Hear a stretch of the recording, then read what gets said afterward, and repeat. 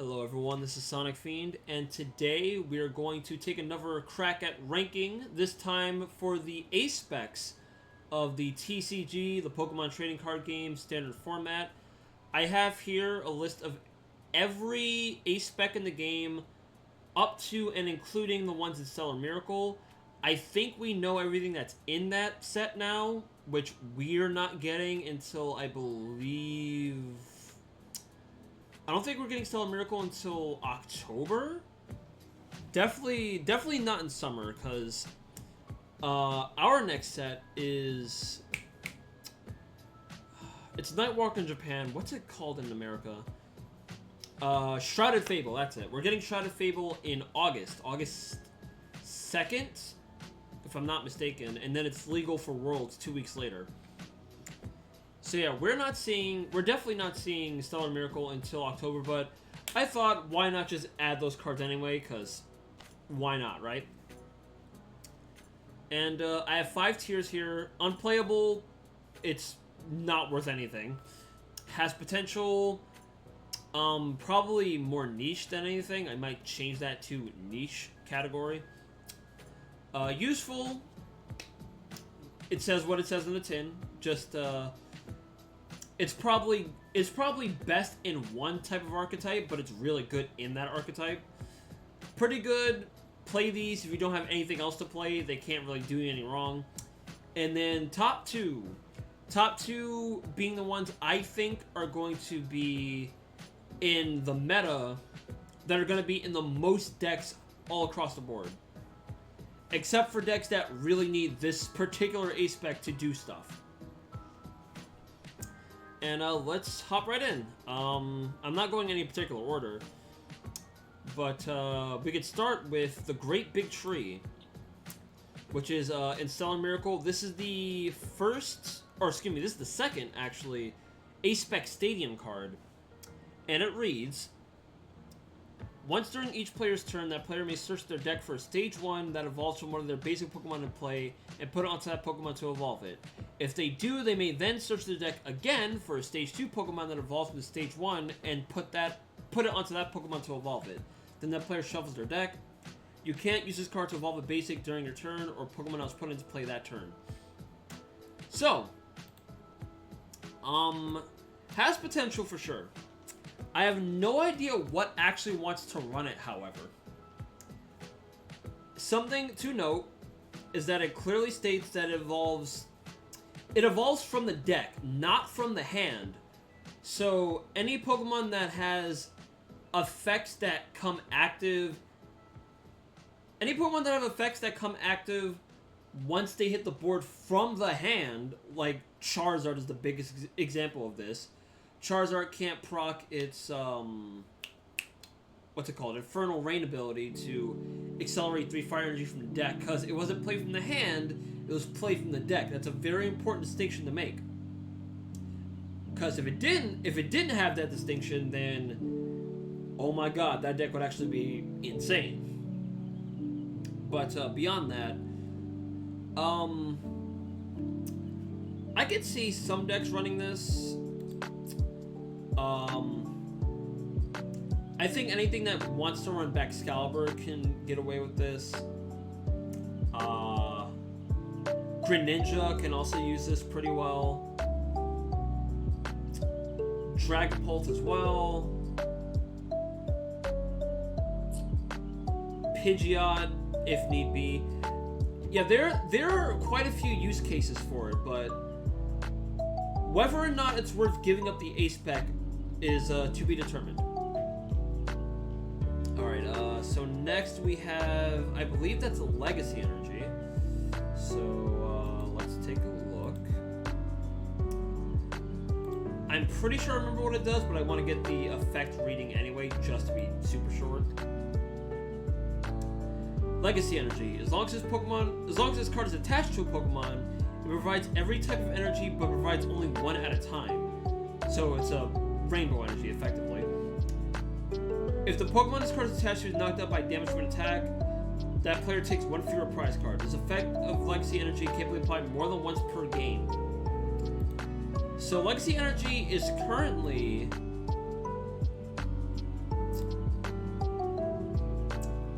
Legacy Energy is currently only in Lugia. Hold on. I'm just gonna write useful / niche. There we go.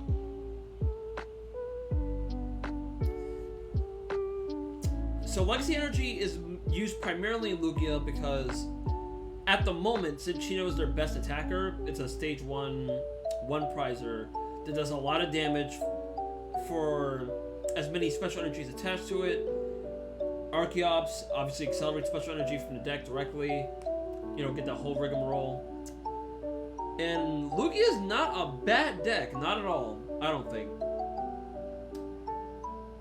But having said that, again, this is the only deck that it finds a place in. Otherwise, it's meme potential at best. Next, we have Hyper Aroma from Twilight Masquerade. Search your deck for the 3 stage 1 Pokemon, reveal them, put in your hand, then shuffle your deck. At the moment, it is only played in some variants of Gardevoir. Because some players like to have as many Curlia as humanly possible by turn 2, and Hyper Aroma is the way to do that. You set up your board with Ralts turn 1, you get all the Curlia turn 2. Usually two Curlia. If you can hit 3, that's fantastic. But realistically, that almost never happens. At least from what I've tested, from what I've played with it. Like I have Gardevoir built IRL and I've played it on live as well. Hyper Aroma is useful, but again, only there. And you're usually only getting 2 Curlia out of it, but that's 2 Curlia you didn't have before, so I can't say that's a bad thing. Next, we have Scoop Up Cyclone. And I don't even need... Well, actually, let me look it up again, just so I'm not saying the wrong thing, because I've had that happen to me before. Scoop Up Cyclone from Twilight Masquerade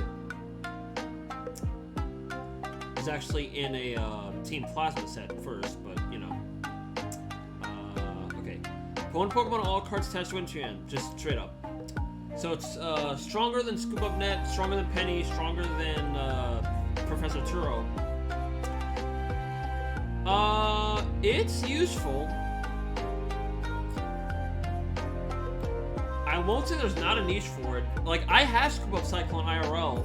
It has saved me before from a really, really bad spot. Actually, you know what? I'd say it's actually pretty gosh darn good. If you have no other SPEC available, drawing into a Scoop Up Cyclone, there are very, very few reasons you wouldn't want. Or let me rephrase that. There are very few situations where drawing Scoop Up Cyclone is a dead card. That's what I should say. And it's good for pivoting. Like if you, let's say your opponent trapped like a, let's say your opponent trapped an Iron Hands that you don't have powered up yet, and you can't get it out. Scoop Up Cyclone, get it right up. Same for like, I don't know, Giratina, Baxcalibur, anything you don't want in the active, basically. And yeah, saying that, it's very good.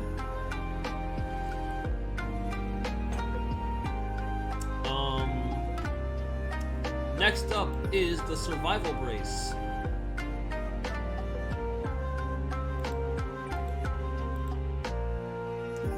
This one's from,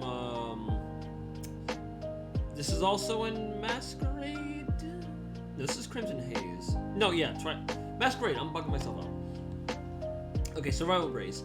If the Pokemon this card is attached to has full HP and would be knocked out by damage from an attack from your opponent's Pokemon, it is not knocked out. Its remaining HP becomes 10, then discard this card. Survival Brace. There's definitely a meme deck that wants to run this. I just don't know what it is yet. Maybe some variant of Stall. There might be a Stall deck right now that actually plays this. I don't know if it's Stall Axe or Pidgeot Control, but I could see it working there the most. In lieu of like Bravery Charm or a Hero's Cape or anything like that. Yeah, I beyond that, maybe like a reversal archetype as well, but I don't know what at the moment or in the future, because we've seen the next 2 sets. I don't know what in the present or in the future wants to run this.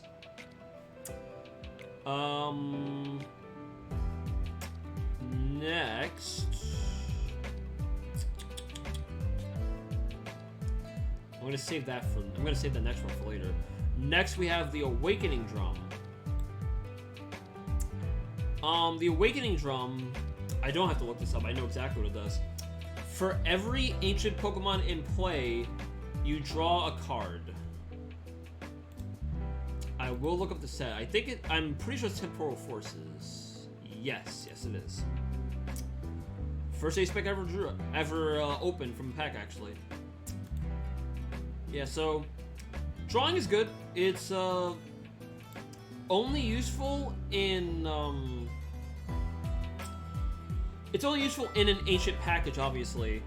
But right now, actually, I'm gonna skip ahead to it. Right now, I think all the ancient packages are running the secret box, which is from Masquerade. And the way this works is, you can use this card only if you discard 3 other cards from your hand. Search your deck from item, tool card, supporter card, and stadium card. Put them all in your hand and shuffle your deck. So you're ditching 3, which is a steep cost, but you're getting 4 of those listed types. And that's a lot of search on 1 card. It's very strong. But Ancient runs this because they want ancient cards in the discard pile to power up their main attacker, which is the Baby Roaring Moon. The dark type one. And yeah, for a deck that wants to mill as fast as humanly possible, that's a good way to do it.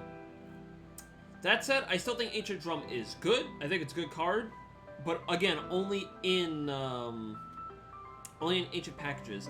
I think, actually, I'll move this up 1 spot, because I think some Lugia builds run that as well, just to ditch Archeops as early as humanly possible. You get everything else going. Is it better than Hyper Aroma? I think it is. But not better than Legacy Energy. For now.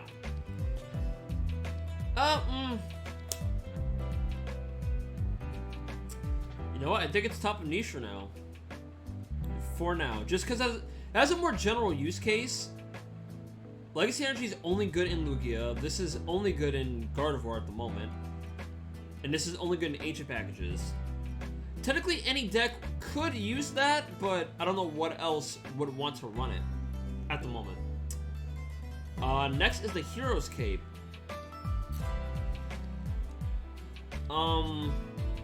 So this is the other A-Spec that Gardevoir played a lot of. It gives the Pokemon attached 100 base 100 extra HP, no drawback.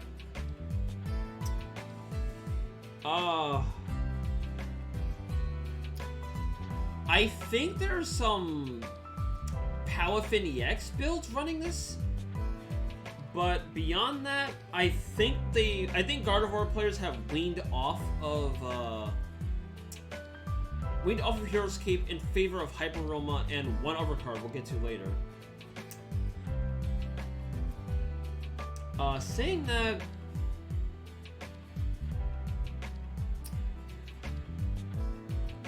I don't know. Is it on?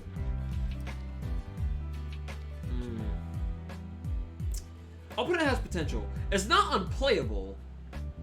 Like there are some use cases where Hero's Cape, if you don't have anything else, could bail you out of like a situation where you might lose for a game on the next turn, but it's very low on the radar of usable cards right now. I'll put it above Survival Brace, but it's definitely fallen off. So is Master Ball. Master Ball lets you search for any one Pokemon from your deck without drawback whatsoever. It's technically the best ball search in the game. Technically. But we have other means of ball search that's splashable and doesn't use up your one of for the deck. For the uninitiated, for the Pokemon trading card game, you can only have one SPEC of any type in your deck, period. That's it. Only one. So, it's fighting for deck space against a lot of different cards.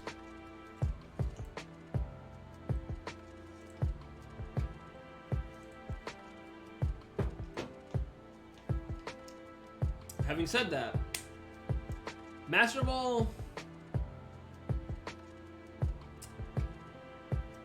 I don't know, it's not unplayable. It's definitely not unplayable, but I don't know. I might come back to that, but no one I know, online or IRL, is consciously using the Master Ball for anything. Next we have the Maximum Belt. So let me look this up so I get the numbers correct. This was in Temporal Forces. Alright, Maximum Belt. Attacks used by this Pokemon this card is attached to do 50 more damage to your opponent's active Pokemon lowercase EX. Before applying weakness resistance. Okay, so that's big. That is definitely useful. Especially as we're getting more good EX cards. Oh god, especially with the Stellar Terra EX Pokemon. Trapghost is going to be its own archetype. Cinderace looks to be pretty alright. Lapras and Galvantula I don't know yet. But beyond that, Charizard is still a top 10 deck and format. Dragapult EX, Greninja EX is steadily rising up there. Chien-Pao still around in some circles. Both Future and Ancient packages have a bunch of EXs they want to use. Raging Bolt and Ogerpon, obviously. So you know what? That's pretty good. Maxwell's pretty good, just because of the format we're in right now. The only times Maximum Belt is a dead card is versus Lugia, Giratina,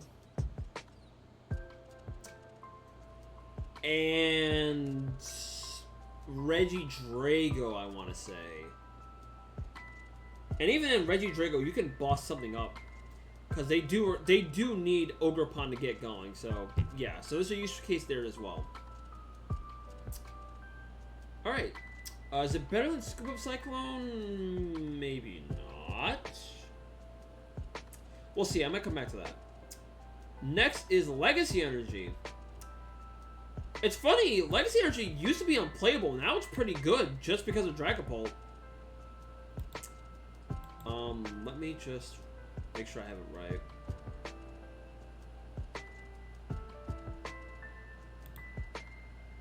Did I just call it Legacy? No. It's Neo Upper Energy. That's the one. Neo Upper Energy, if it's attached to a Stage 2, this provides every type of energy, but only 2 at a time.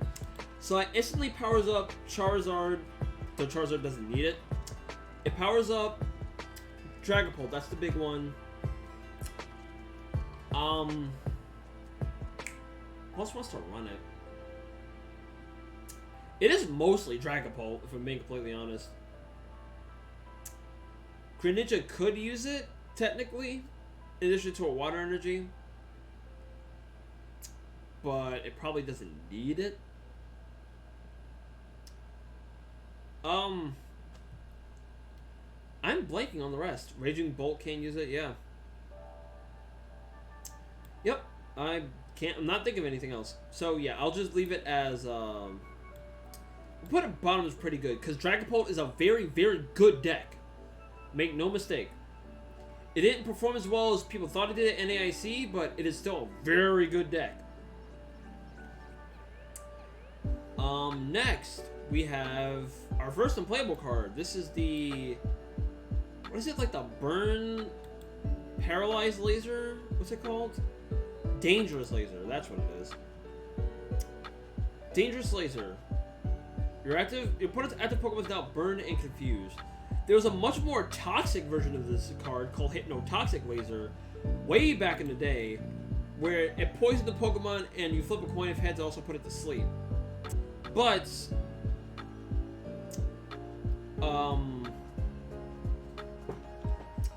this deck, or excuse me, this card, Burning and Confusion is not good. Just status effects as a general aren't good. Poison might be making a comeback with the next set, but beyond that, if your strategy relies on burning or confusing your enemy, it's probably not good. Munkidori has an attack that confuses the enemy, but it's not what it wants to be doing typically. Let's speed up a little bit. Another unplayable card, Pokevital A. This is going to be Stellar Miracle. Alright, so Pokevital A, heal 150 damage to one of your Pokemon, but if this card's in a discard pile, it can't be put into your hand or deck. So, honestly, it's probably worse than Dangerous Laser, just because you can't recycle it by most means.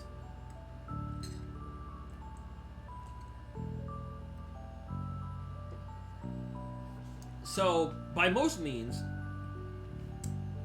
this hinges on how it's translated when it comes to the US in the Stellar Miracle set in North America. Because the way it's worded, Silene, who's a supporter, lets you like recur some items and supporters and whatnot.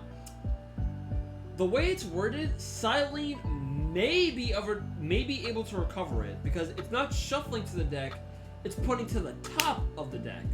That's not the same thing.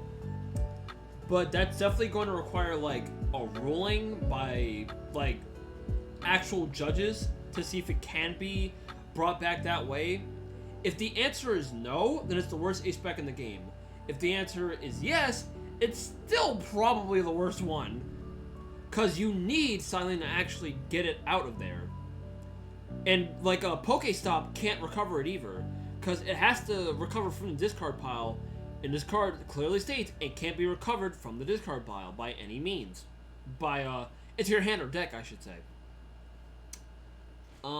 Next is the Reboot Pod, which I think is sadly unplayable. Let me look it up again just to be sure. Temporal Forces. Attach a basic energy from your discard to each of your future Pokemon. By the time you would want to use this, all of your futures should be powered up and ready to go in the Turbo Future archetype. And they have better options, frankly. Still better than these two. Next.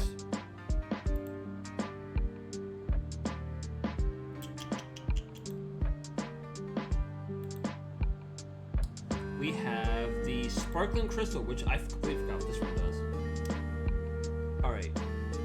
Attacks to the Terra Pokemon this card is attached to cost one less type of any energy, but only one at a time. Okay. So it cuts down the cost of all Terra Pokemon EX. Or just Terra Pokemon. There might be single price Terra Pokemon. We don't know yet, but yeah, has potential.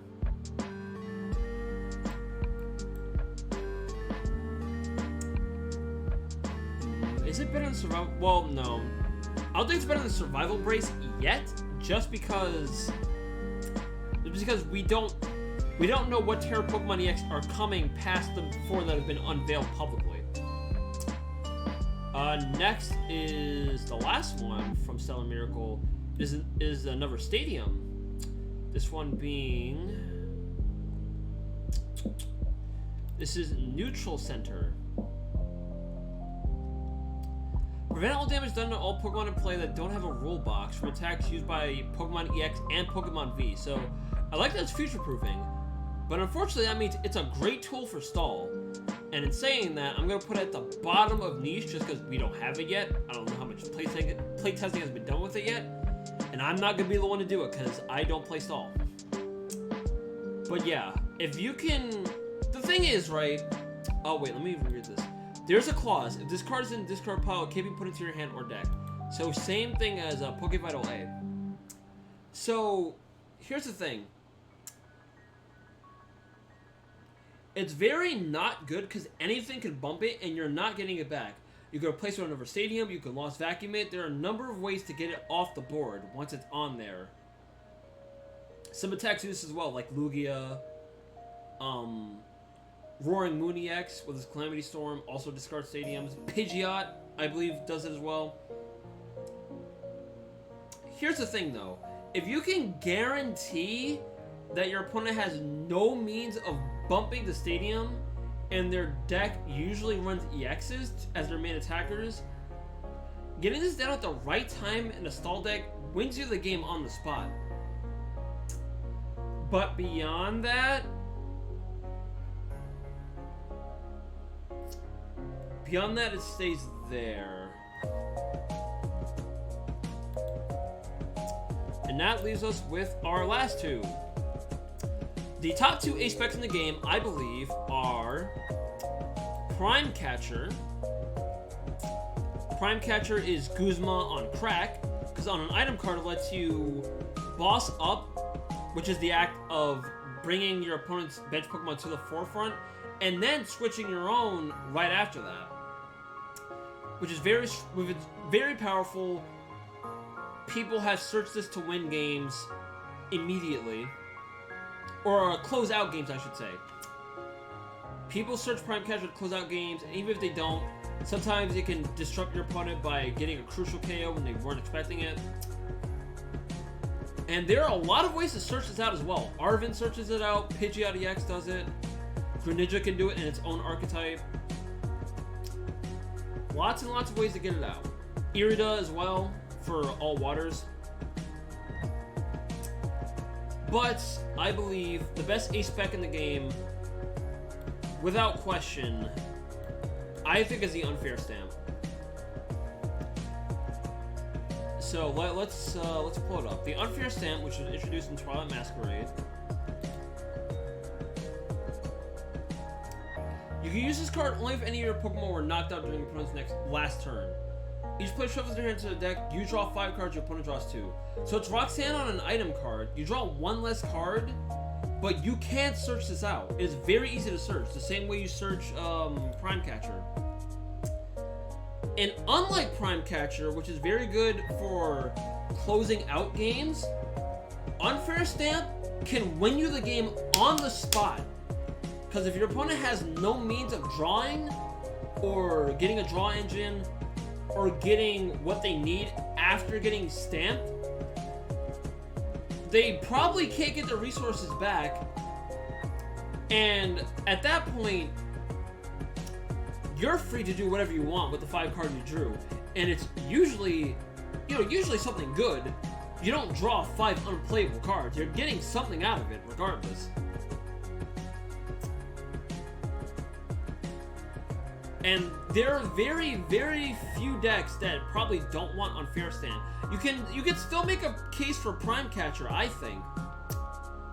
But if you don't have Prime Catcher, you probably really, really want the Unfair Stand. As soon as your opponent takes a prize, then that's it. It's live. Which means the only deck this doesn't work against is Stall, because ideally they're not taking any prizes. That's kind of what they do. But in which case, then Prime Catcher's better. But beyond that, it's so strong, dude. Like, I can't believe this card exists the way it does.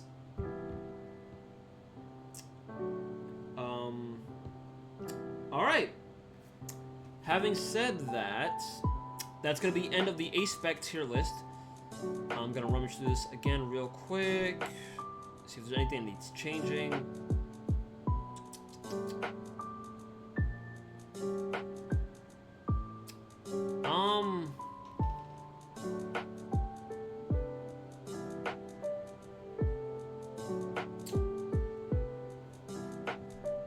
Is Master Ball worse than the Crystal?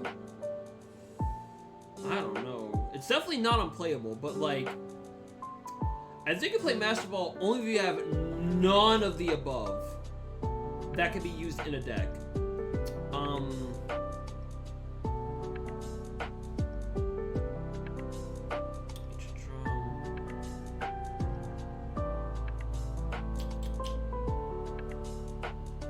I might be overrating the secret box, because ditching 3 cards to get 4 types, admittedly a lot. You're getting 4 for ditching 3, but it's still a very high cost, and not a lot of decks can do that. But if you can get away with it, it's probably swinging the game in a major way. This literally pulls every single type of trainer card from the deck, and it's just amazing. Yeah, I think I'm actually safe to leave it at this for now. I might...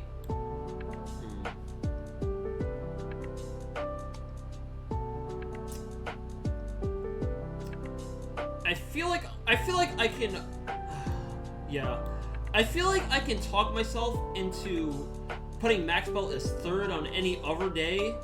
Like, tomorrow I could wake up and think, yeah, I probably should have put Max Belt as number 3, but for now, maybe it's because I actually have Cyclone, like, I have copies of it and I've used it a lot more than I have the belt, but yeah, right now in my heart of hearts, I think Cyclone is number 3, but beyond that, I think that is it. Yep, I'm going to lock it in. I think I'm going to send it now. This is my take on the SPEC tier list for the Pokemon trading card game.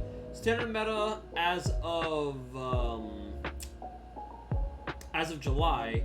I'm going to put the tier list maker in the description. It says as of June, because that's the last time I actually edited this. But, before today anyway. But there are July cards in here and, you know, and beyond. I'm going to leave that in the description, and please tell me, please put in the comments, like, either a link to your version of the tier list, or you can @ me on Twitter at SonicFiendFGC. And I'd love to... That's where I'm active the most, even though social media is a plague, but I kind of needed to do what I need to do. But, yeah. You can @ me there as well, and that's where I'm most active, even though I try not to be as often. And please, like, talk this game at me. Talk with me, talk to me, and talk at me about the trading card game, because I love this game so much right now. I've been playing Standard since January of 2022, after having played the original 151 way back on, like, the Game Boy game. And that game still holds up. The game still holds up immaculately. But yeah, enough waffling on. That's it for this outro. I've been Sonic Fiend. Thank you all for watching. Have a great night, everybody.